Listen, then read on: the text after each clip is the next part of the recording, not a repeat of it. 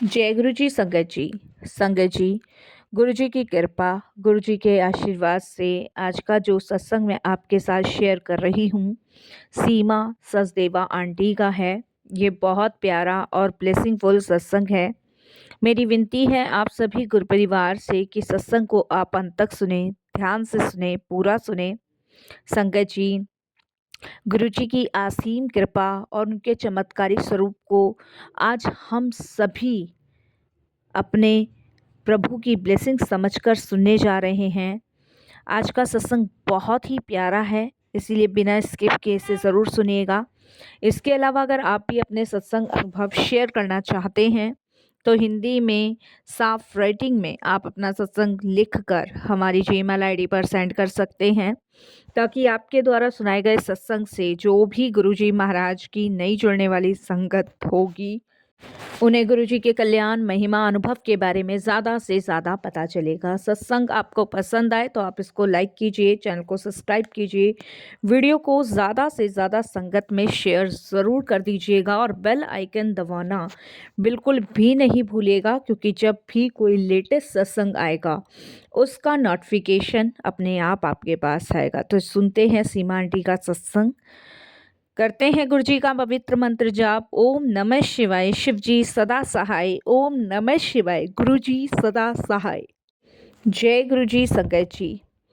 संगत जी, सत्संग की शुरुआत और गुरु जी के साथ यात्रा का आरंभ करने से पहले मैं गुरु जी के चरणों में कोटि कोटि नमन करती हूँ और अनंतम शुक्राना करती हूँ कि उनकी असीम कृपा मुझे प्राप्त हुई, जो कि मैं आज अपने ज़्यादा तो नहीं कुछ ऐसे अनुभव शेयर करने जा रही हूँ जिनसे गुरुजी ने मुझे बाहर निकाला है, मेरी परेशानियों से, दुखों से मुझे दूर किया है। और कुछ ऐसे अनुभव हैं जिसमें गुरुजी की कृपा प्राप्त हुई है। तो कोई भूल चूक हो तो क्षमा कीजिएगा। सारी संगत जी को जय गुरु जी। आज मैं आप सभी के साथ अपनी वह यात्रा साझा करने जा रही हूँ जिसने मेरे जीवन की दिशा ही बदल दी, जिसके लिए गुरु जी का अनंतम अनंतम शुक्राना। संगत जी, गुरु जी के साथ मेरी यात्रा तब शुरू हुई जब मैं अपने जीवन के सबसे कठिन दौर से गुजर रही थी। मैं न केवल शारीरिक रूप से बीमार थी, बल्कि मेरे परिवार रिश्ते में भी बहुत कड़वाहट और खटास थी। संगत जी, मेरे परिवार में इतनी कड़वाहट थी कि कोई किसी को देखकर खुश नहीं था। हर इंसान एक दूसरे को नुकसान पहुंचाने में लगा हुआ था। मानसिक अशांति ऐसी थी कि मुझे आगे का कोई रास्ता नज़र नहीं आता था। ऐसा लगता था कि शायद कभी कुछ ठीक होगा ही नहीं। जब जिंदगी में दिन प्रतिदिन चीज़ें बदलनी शुरू हो जाए या बढ़ती जाए तो उसका कभी कोई समाधान निकल ही नहीं सकता। और ये कड़वाहट दिन प्रतिदिन बढ़ती ही चली जा रही थी और मेरे दिमाग की अशांति मुझे कुछ सोचने ही नहीं दे रही थी। हर वक्त दिमाग में यही चलता था कि ये कैसे हो गया, ये क्यों हो गया, ये क्यों हो रहा है। रास्ता नज़र नहीं आता था। लेकिन एक बात ये भी सत्य है कि जहाँ पर सब रास्ते बंद हो जाते हैं वहाँ पे महाशिव खुद अपना हाथ हमें देते हैं और हमारा हाथ थामते हैं। गुरुजी ने मुझे अपनी शरण में लिया और वहीं से मेरी ज़िंदगी शुरू हो गई और वहीं से मेरी ज़िंदगी ऐसी बदलने लगी जैसे कि मेरे जीवन में कोई दुख, कोई परेशानी थी ही नहीं। एक नई शुरुआत मेरे जीवन में होनी शुरू हो गई। संगत जी, मुझे पेट की एक ऐसी बीमारी थी जिसने मेरा जीना मुहाल कर दिया था। मैंने पेट के लिए बड़े बड़े डॉक्टरों को दिखाया, बहुत बड़े बड़े डॉक्टर्स को, अनगिनत तो टेस्ट करवाए हैं और दवाइयाँ ये तो समझो एक दिनचर्या में ऐड ही थी। सुबह से शाम तक पेट की ही दवाई खाती रहती थी। आयुर्वेदिक भी मैंने बहुत चूर्ण खाए हैं, इनका तो कोई संगत जी हिसाब ही नहीं था। लेकिन दर्द कम होने का नाम नहीं ले रहा था। हालत यह हो गई थी कि कुछ भी खाने से डर लगता था। डाइजेस्ट सिस्टम बहुत ही ज़्यादा वीक था। कुछ भी खाती थी संगत जी लूज मोशन लगने शुरू हो जाते थे। कुछ भी खाती थी दर्द होना शुरू हो जाता था। कुछ भी खाती थी पेट फूलने लगता था। संगत जी बहुत दुखी और बहुत परेशान हो गई थी।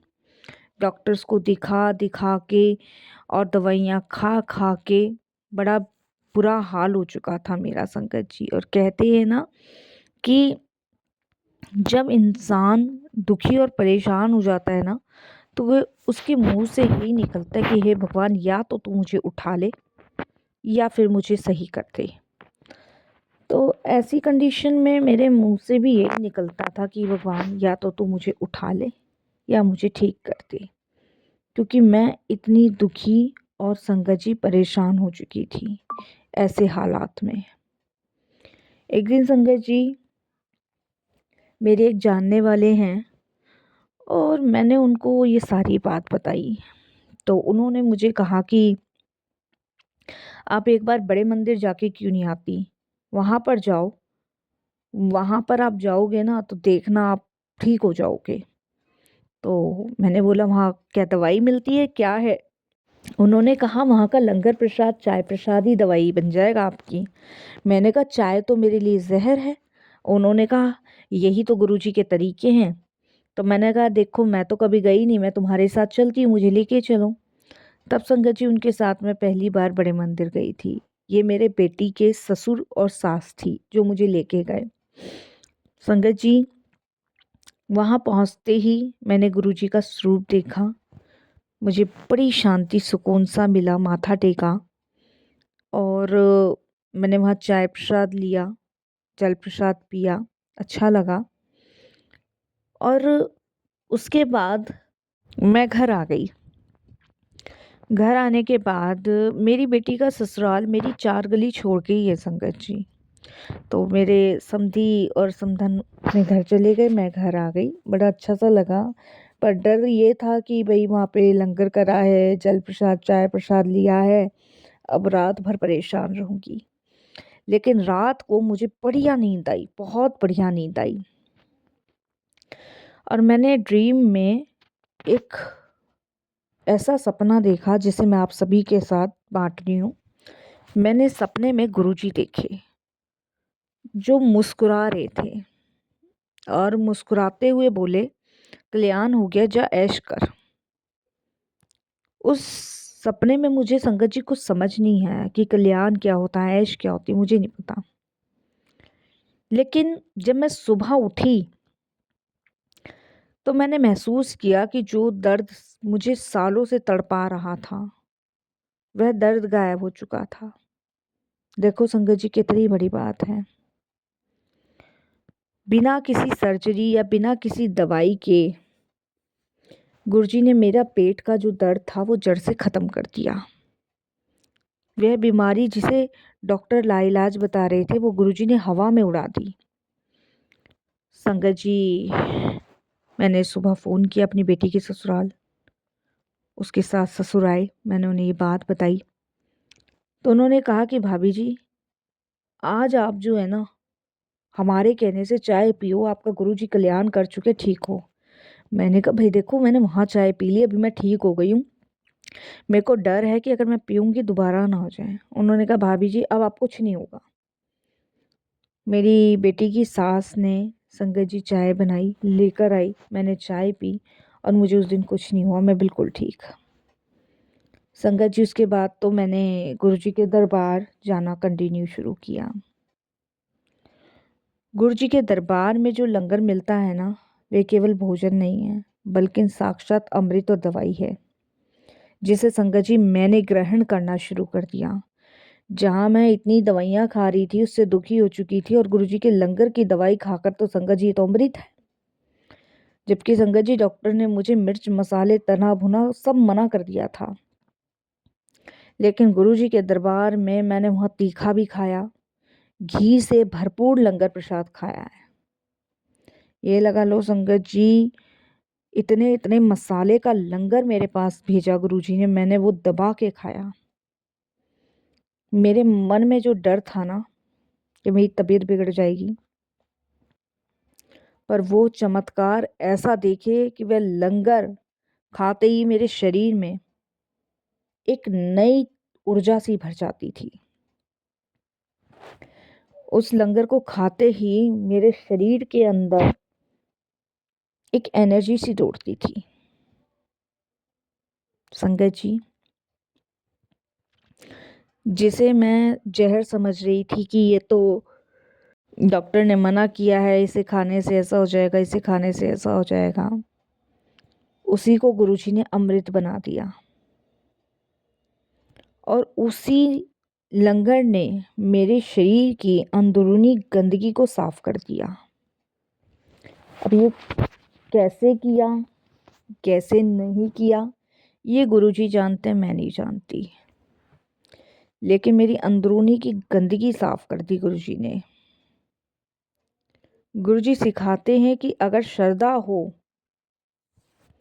तो लंगर प्रसाद हर बीमारी को काट सकता है, बसंत उसमें श्रद्धा विश्वास समझकर ग्रहण करो। लंगर एक तरीके का मेडिसिन है जिसे खाने से आपके कष्ट दूर होते हैं। मेरे जीवन में एक समय ऐसा आया जब मुझे लगा कि मैं चारों तरफ से घिर चुकी हूँ। आर्थिक तंगी और अदालती मामले जैसे मुकदमे जैसे मुसीबतें एक साथ आके खड़ी हो गई हूँ। दिन प्रतिदिन परेशानियां बढ़ ही रही थी, घट नहीं रही थी। लेकिन ऐसी परेशानियों में भी ना गुरुजी हमें अकेला नहीं छोड़ते, वो हमारे साथ डट कर खड़े होते हैं। ये मत समझो कि आप अकेले हो। आपके हर कार्य पे, हर पल पे गुरुजी की नज़र है। संगत जी, मुश्किल घड़ी में मुझे ऐसे संकेत मिले और ऐसी मदद मिली जिनकी कल्पना मैंने कभी नहीं की थी। गुरुजी महाराज ने मुझे सत्संग सुनवाए, हिंट दिए, मैसेज भेजे और मुझे सावधान करते गए।